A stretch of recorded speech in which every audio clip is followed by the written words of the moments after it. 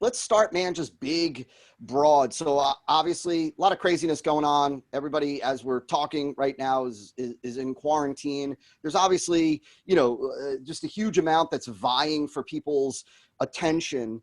Right. And what worked, 6 weeks ago, 8 weeks ago, we know isn't working the same way anymore. And so first, let's just start big picture, man. I'd love to hear from you. Like, so how is that impacted your thinking as it relates to the lead? Like, how now are you thinking about leads in relation to everything that's going on? Right. Well, I think it's interesting that the way that a lot of people are approaching this situation that's going on, of course, is unlike anything that any of us have experienced in our lifetime, and it's happening to everybody around the world. So um, that is definitely something that feels like it's different. But I think there is an aspect of it really where it's helpful to think about, rather than being so different from the way it was before, it's actually almost more of the same of what it was before.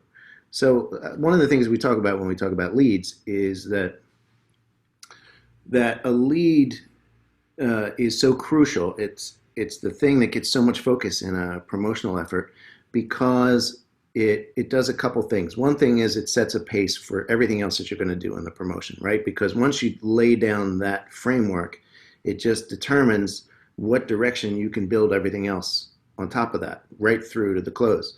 But the other aspect of it is it's this very first moment when you get to meet somebody promotionally. I like to think of a lead. I think we talked about this at the very beginning of that training session that we did, where as the beginning of really almost a synthesized personal interaction.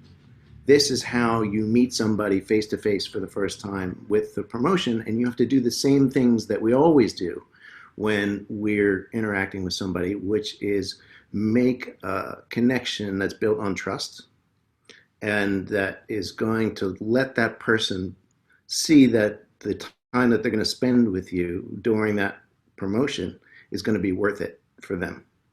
So right now in this kind of intense, very different environment, the thing that's the same and even more intensified is that need to find somebody that they trust.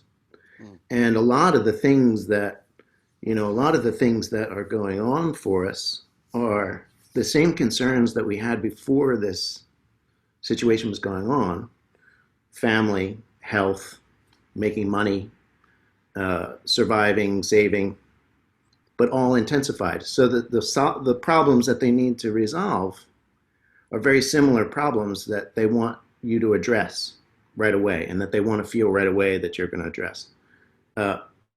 Also intensified.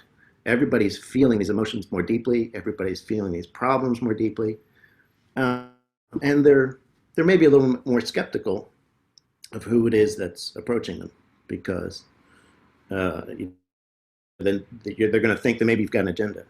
So, like one of the things right now, a lot of people are trying to do in their promotions are finding some way to tie the lead to the pandemic. But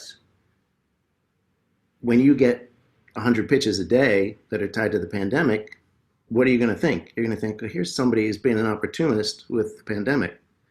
Um, and then if you have somebody that completely ignores it and seems oblivious to it, you're going to think, well, gee, they ought to update their copy because they're not paying attention to what's going on outside in the world. So there's this kind of fine line that you've got to walk down.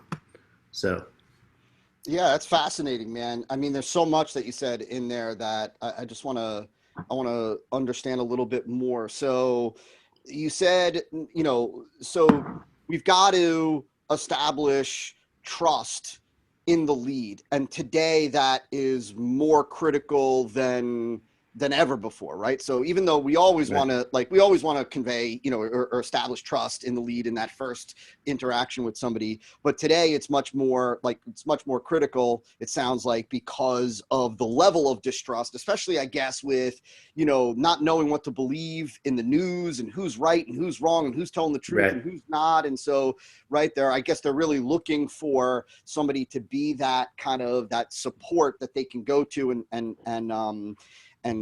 trust. And so you also, you know, the idea that, which I think is just, is so interesting, like the idea of, you need to acknowledge kind of what they're thinking, feeling, you know, like kind of, you have to acknowledge in some form or fashion that we're in this situation without doing it so kind of in your face that you appear Right. opportunistic. Is there anything, like, how do you balance that, man, in a time like this? Like, how do you be sensitive to, there's something on people's minds and we want to acknowledge that and we want to let them know that we know it and we're aware of it, without though coming across as like, I'm trying to capitalize on that? How do you do that? Well, I think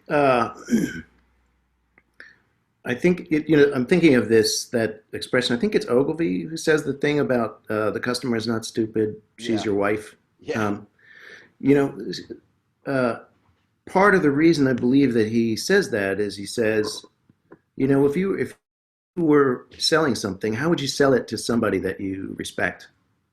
Um, if you were going to be selling anything right now, it's going to be easier to sell it if you are selling a good product, and it's going to be easier to sell it if you understand the problems and concerns of the audience that you're writing to.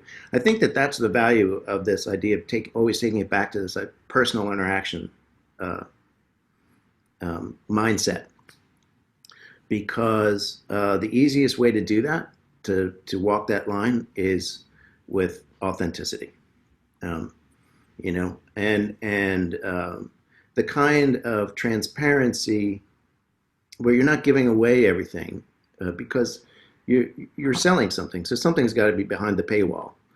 But where you can be transparent about what you're doing and the value of what you're doing, and the easiest way to do that is, again, selling something of value. So I think the easiest way to do that is to kind of pull back from the idea of, and this is the intent of, by the way, of the whole Great Leads approach, which is to pull back from that I'm selling something, and say, how can I find people that are in sync with what my business offers, and show them that we're in sync in an authentic kind of way. Yeah. That is the base of all good business. So, and it actually sells better, because people are not stupid today. Yeah. They want somebody that they trust. They've got sensors out there for, that's my kind of person. So, And so, John, that's awesome, man. I love hearing you say that.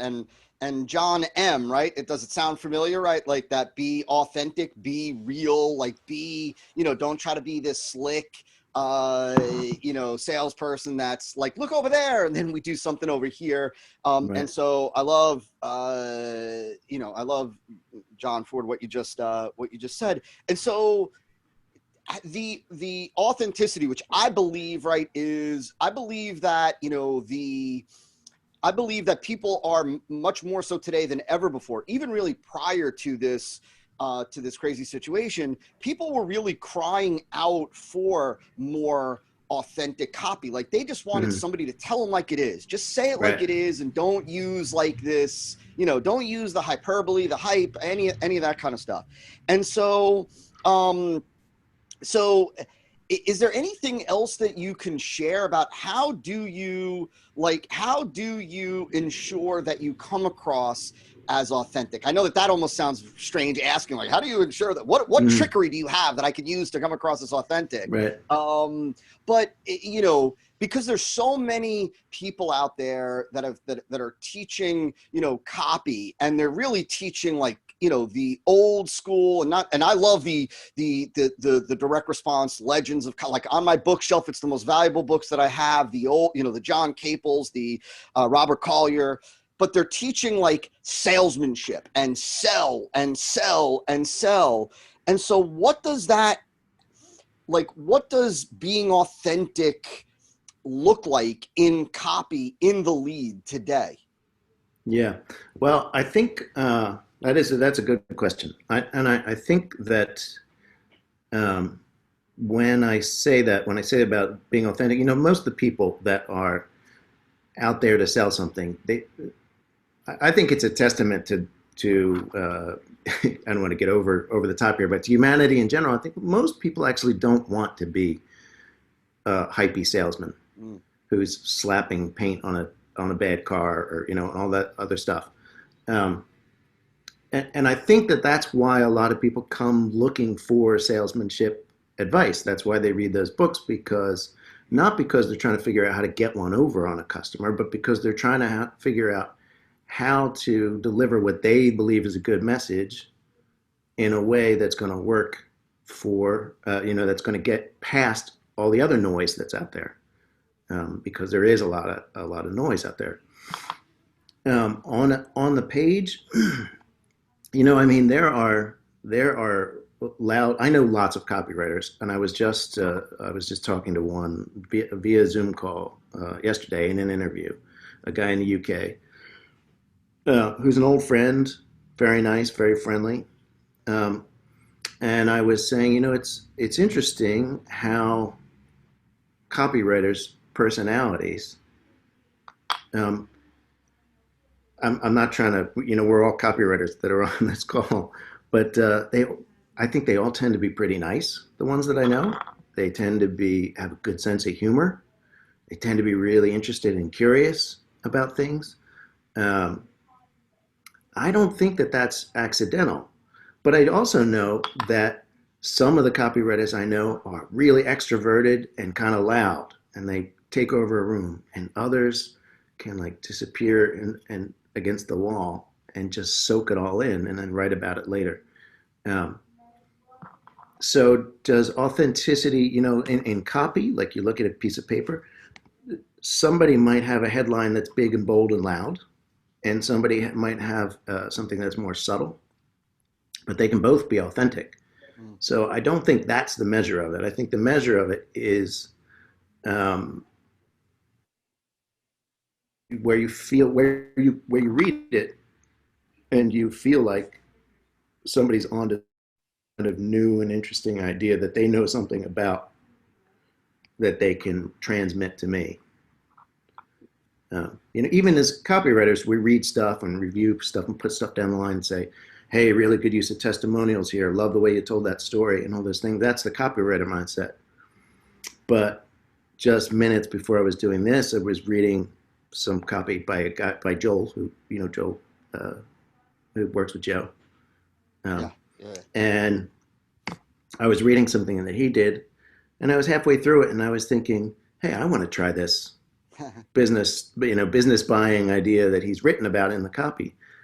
I think that's how you tell it's authentic. You get that feeling, you read it, and you go, "Hey, there's something here is actually engaging." Yeah. So Man, I love talking to you because first of all, my John M, so you could tell, John Ford Jack is just so well read, and he's so, he's talking about humanity. Like, how often I don't get on the phone with people too often that where I get to listen to them talk about that kind of stuff. But I love it. I love, Jack, the way, I love what you said, because, it's almost like this, like, look, it goes back to why it really is so important that you've got a good idea, that you've got something mhm. new, unique, different, right? Yeah, Because when you do, right, you're able to take that idea and authentically share it and let authentic, whatever authentic means to you and your personality, but you're able to let the idea shine through your authentic personality because of the strength of the idea. But yet when you start with, a weak idea, a frail idea, right? Like you end up feeling this need to make it Right. sound a lot better. And so you try to overcome that weak, ordinary idea with hyperbole and with, you know, puffery and all that stuff. And so it's so interesting to hear you say, like, look, it's not in the word choice that you use. It's not in how loud, you know, the copy is. It really is based on, you know, like, are you excited about the great idea? Are you like, or are you trying to cover up a weak idea? Like, right? Am I right in that, Right. Joe? Exactly. Dead on, I think. And to be honest, you wrote a lot about this in a book that you wrote about ideas, and I think you did a lot of that there, and I borrow some of that of the way I think of that from your book. So um, Cool. yeah, Well, really, had think most that of the the stuff, I think in the acknowledgement section, I have to have, if not in that book, in one of the other books, I have you in there because so much of this, right? Like I yeah. learned from Mark, and it certainly leads from you guys, from you. Right. And so, you know, and that, you know, it is so interesting to hear you know, that, and I know that, you know, I really wanted to jump on here and talk about leads with you, you know, but it's so, it like without the quality of the idea, the lead is going to be so different because it is going to be filled with such puffery and hype and hyperbole and all that. But when you've got a great idea, you can just bring it to the table authentically and just let that idea do the heavy lifting instead Right. of your word choice or your slick salesmanship. Sure. Well, you know, as you're saying that, I'm thinking, you know, one of the, for instance, one of the lead types is a straight story style lead, which is probably the most fun of all the lead types to write anyway, because we love telling good stories. But if you've ever been in a situation where you're at a party, surrounded with some friends or whatever, at a table out at a restaurant, whenever we're going to be able to go back out to restaurants again, um, and you're telling a story, you know that sometimes you're telling the story and it's just falling like a lead balloon. And there's a second voice in your head going, I just want this to end because it's going so badly. Another time, you know that the whole table is laughing, they're reacting, they're listening, they want to know what happens next. And that's the difference, that feeling from the selling standpoint is the difference between being authentic and not being authentic. And the difference usually in telling that story is in the first example, you're sitting there going, what are they thinking? Are they laughing at me? Do I look stupid? I have something on my face. Did I mess up this line? Do I not know my story well? And the other one, you are so animated by the story itself, and you know that the whole thing comes together, that you're delivering it with passion, and you're not thinking about any of those things. You're not self-conscious about all that stuff. You're just laying it out there. And probably if you've told that story 4 or 5 times, you now know how to tell it better. So it just comes out smoothly. So you were asking before about how to sound authentic in those leads. I think that is the thing, that your big idea is like that story. You know, I'm analogizing that out to all the lead types, but you're when you know it well, you can tell it well, and when you believe in it, your passion comes right out in the writing, and it's smoother and better delivered and organized. And so I think that's the difference. If you want to sound authentic, especially in a time like this, make sure you know the idea that you're selling well, and make sure you know the person you're talking to well, what they believe, where they are right now in their mindset. I mean, we know, like looking at the news, that there are some people out there that are really scared, and there are other people out there who think that it's overblown, and they're at opposite ends of the spectrum. It doesn't matter where you fall in that range. If you're pitching to people that are in the similar space where you are, but you've got to know what the mindset of the person that you're writing to is, or they're not going to connect with you. So Very cool. And I love what you said too. You know, it's so funny for me. I had this little moment where, you know, you said, you know, you as the marketer, as the copywriter, you have to believe it. I think that there are so many marketers, so many copywriters, so many entrepreneurs that create advertising, and they're creating the advertising based on, or the copy based on what they believe the market will respond to. And sometimes Right. it's absent of that belief. Like they're saying what they feel they need to say to hook the person, to create engagement, to generate the sale, right? To lead to a purchase. And much of it, they don't really believe. It's not founded in this strong sense of belief that like, I believe this, I need you to hear it, I want you to see it, Right. like I want you to get it. It's just grounded in like, I believe that this will work, and therefore I'm going to say it because I want the sale, kind of thing. And so I think, right, looking at putting what it is that you're saying, certainly in the lead, in the opening, through this filter of, do I really truly believe what it is that I'm saying? Because if you do truly believe it, then of course, right, and you've got a great You can idea sell and you it. truly Right. believe that idea, it can come through authentically, rather than, right, I got a weak idea and what I'm saying about it I don't even really believe. And so now, good luck coming across authentic and generating the sale. So let me ask you this. So a couple of other quick questions for you, man. So it sounds like uh there's no lead type, that you were using before that we would say is no longer appropriate now. It's not about lead types being appropriate at certain times and inappropriate at other times. It's about, no matter what lead type you choose, it's about knowing the audience, knowing the market, having that good Yeah. idea, having belief in it, being authentic, creating that trust. Is that right? Yes, I'd say that's right. I'd Okay. say it's it is important to know that every type of person is still out there, and we're all going through a similar thing, but everybody is in a different situation.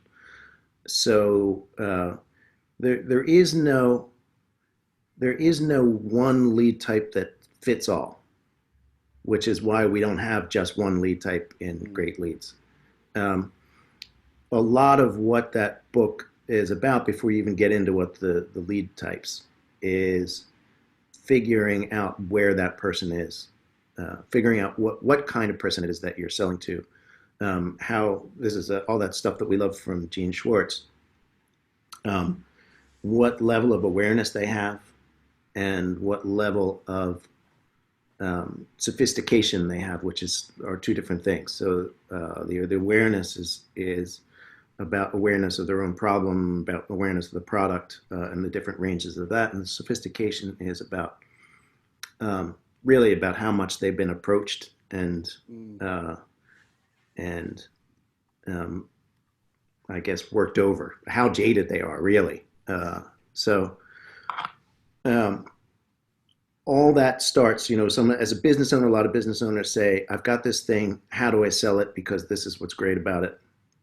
And all those things matter, but what's just as important or more important is, where is that customer? What do they believe? So you got to start from that end and kind of work backward.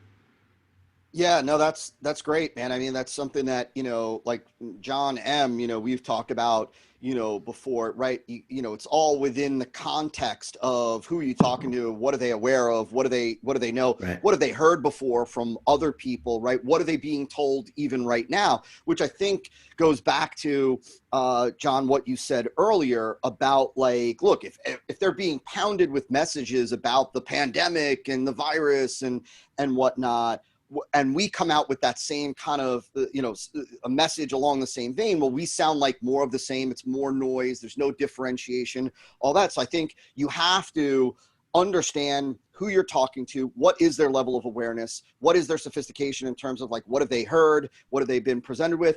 And I think, how about, John, like, would you say that today you've always, like I've always told my team, and I've always shared with our tribe and our students, like, you have to keep your finger on the pulse of your market. If you ever lose touch with, like, what they're thinking, what they want, what they're being presented with, right, then odds are you increase the likelihood of your marketing being off the mark if you don't keep your finger on the pulse. Would you say that today, like, the market, like, people's sentiment and their fears and their concerns and their thoughts, are shifting much quicker now because we're in the midst of this quarantine. Day to day things change. There's news. We're waiting to come out of this thing. When are we going to be let free? And so kind of like what somebody was thinking about and concerned with 3 days ago may have shifted a bit today, whereas 4 months ago or 5 months ago, that shift would have been a lot slower. Do you think, does that make any sense? Oh, sure. And I think there's just a practical, a strategic risk as far as the lag time that it takes to market things, where you don't know what's going to happen next week either, because it could shift again. Yeah. So people are, I write financial copy, and friends through these virtual cocktail parties, whatever, have asked me, do you think it's time to buy stocks yet? And I said no. This was a couple of weeks ago, and I was thinking, oh, gee, I should have told them to buy because the market's been going back up. But at the same time, earnings just came out today, and everybody's earnings have tanked. And I just saw a notice that came in when the Zoom call started saying that the economy is going to shrink almost 5% annualized for the year. So, what's the market going to do today? It's probably going to tank. I mean, it's probably on its way down there. I don't know, but maybe it won't. Yeah, it's hard to say, but but yeah, you can see that shift. You can see it happening in real time. You can see the opinions, and it's crazy to think. Rapid. Yeah, it's crazy to think, right? Like John, like, and that's so true. Like, right? Like, we don't like, like, look in your world, right? Like in the financial space. You guys are in this situation where even not in the middle of a crisis or a pandemic, things are constantly changing, right? Like, so What was hot last month is not necessarily hot today. And so I think, it's more of the same for you guys, like you said earlier, just maybe more intense, but for a lot of markets and for a lot of tribes and niches and whatnot that weren't dealing with that kind of rapid change before, they're now dealing with that rapid change, like recognizing that, like, look, next week, what's top of mind is likely going to be different than what's top of mind right now outside the financial space. And so you've got to be prepared to recognize that, like, look, there are some, it's, like I've said many times before, certainly to my team and again to our tribe, like, look, just because, let's say, your product is not selling as well today as it was, call it 8 weeks ago, is not necessarily an indication that people don't want your product anymore, but it's quite likely an indication that if you're still using the same appeal that you were 8 weeks ago, that's just no longer of interest to your market because their perspective shifted. What's top of mind has changed for them, and you're still trying to enter the conversation that they were having 2 months ago. And so I think that's man, that's fascinating, man. I love it. I love it. John M., is there anything that you would, while we got the legend on Zoom with us, is there anything that you would ask this gentleman? There's two things. Firstly, I just want to say for me listening to this, and for anybody else that listens to this afterwards, if you want a lesson in authenticity, it's just the way you answer each question is just so authentic and so refreshing. You're not trying to use hype. You're not trying to over-explain it, and you're just telling it how it is based on all the experience that you've amassed over the few years. So that in itself was authentic, and that in itself was a lesson. So thank you for that. And a specific question related to developing leads right now with everything that's going on. Is there anything that you would not ignore, but anything that you would definitely stay away from if you were approaching, say, anything got to do with in the news or referencing specific things that are going on, say, economy-wise? Is there anything that you would say, well, based on the 6 lead types, I would refrain from using X, Y, or Z?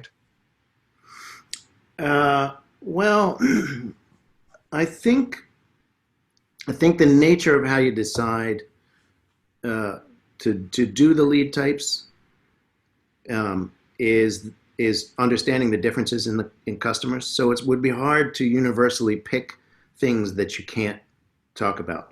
But I would say that if there were generalizations, right now already I've seen so much copy about the current situation that I would say that, ironically, the one thing that you should probably not go into deep detail about is telling people the situation we're in, because they're very aware of it.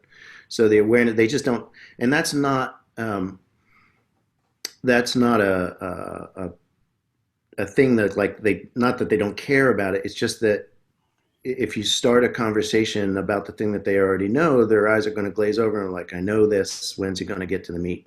So I wouldn't spend a page in the lead showing them charts of the pandemic rates or what's happening to the economy or things like that.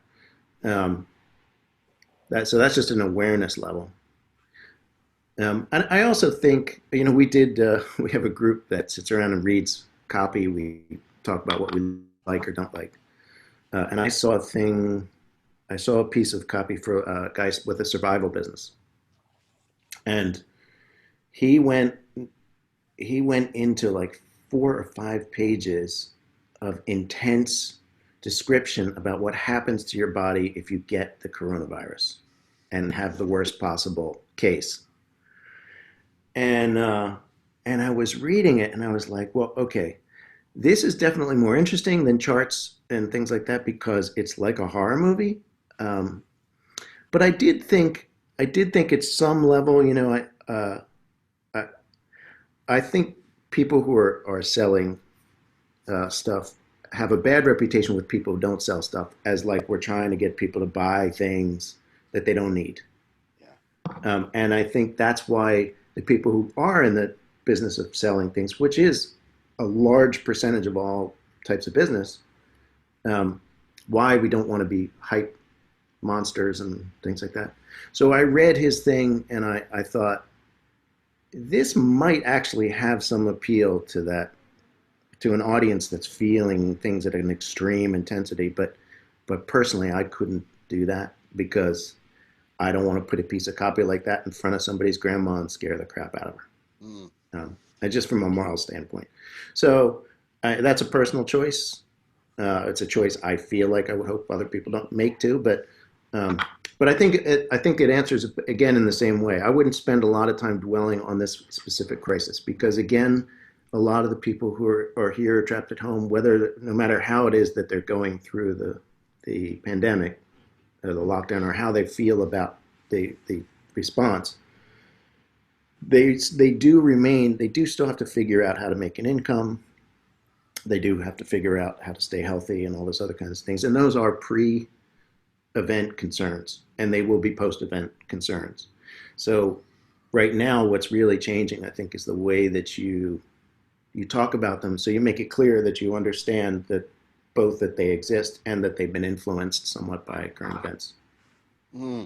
Yeah, I think, man, you know, so much packed in there, man. Like, I think, look, you know, you said a couple things that I just think are just so awesome. I mean, look, number one, you know, like you said, like you shared with us at the very beginning, right? Like the idea of trust, you know, and right, you got to have trust. People buy and spend money and time with people that they like and they trust. Right. And I think we have to be hyper vigilant today, right, to not say anything that could appear opportunistic, that could appear like it's, you know, there's a motive behind it. You know, like you said again, John, you know, people aren't stupid, right? And oftentimes they know that, like, you're trying to scare them. You're trying to do this to lead to a purchase. And so I think we have to be really hyper vigilant to not do or say or show anything that sets off that red flag as this is being done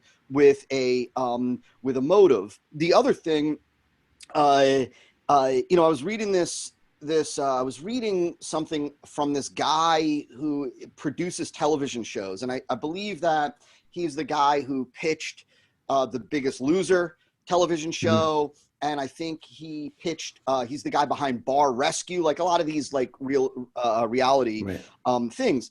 And one of the things that he was talking about as it relates to his pitch and designing like his pitch was, he said, you know, you've got to cut out what the audience already knows. And so you have to ask yourself, right, what do they already know? And like, am I spending time trying to pitch them on stuff that they already know? Because it's cut it out. And so I think that what you said is also, you know, just really valuable for us, you know, to be reminded of like, look, they've heard it. They've heard it. They know it. You know, we not only we're repeating what it is that they're already aware of, but we're also running the risk of appearing to have a motive, using it to be opportunistic or whatever it may be. And so I think that, you know, we want to be a voice of calm, man, you know, at this point. Yeah. And since you mentioned humanity, I'm going to mention the Bible for a second. And the Bible, you know, there's a scripture that says, you know, shed even the appearance of evil, right? And so like, to me, it's always like, meaning that, you know, like if it could come across as shady or as manipulative, even if I'm not being shady or manipulative, I don't want to use it, right? Because it's not about my intentions. It's about what's being communicated to the prospect. And so if it looks like I'm being opportunistic, or if it looks like I'm like trying to manipulate them, then I'm going to take it out and figure out a different way to communicate what it is that we're trying to communicate. And so, but I love it, man. I don't want to take any more of your time. This was awesome.